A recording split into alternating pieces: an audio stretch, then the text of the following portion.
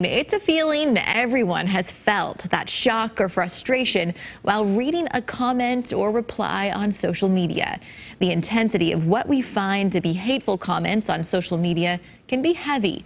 On the Night Beat, KELOLAND's Dan Centella talks with a local clinical psychologist as well as someone who runs social media accounts professionally about that behavior. Good evening, Dan. Bridget, clinical psychologist Susan E. Leeson has an analogy for how to deal with toxicity online.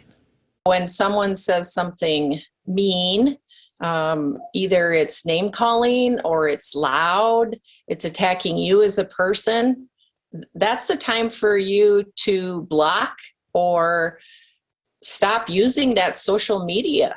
It's kind of like saying, well, how do I keep my hand on a hot burner and not have it burn? Well, you don't put your hand on the hot burner. She has experience with what happens when an online comment hits home. A lot of the adults I work with struggle with family members who are hurtful on social media. Really? And it may get down to where they block them as well. Sarah Beshen is a digital marketing director for a salon which has her running social media accounts. She also has personal accounts. Is it safe for me to say that you spend a lot of time personally and professionally on social media? Yeah, my screen time is insane. You would not believe it.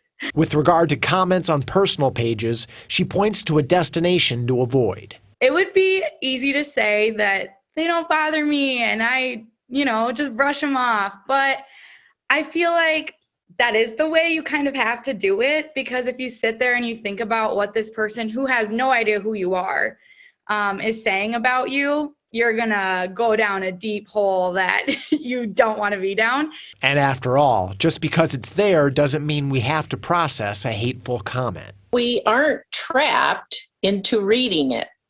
Make sure and join us tomorrow for KELOLAND This Morning, when we'll have additional thoughts from the interviews you just saw.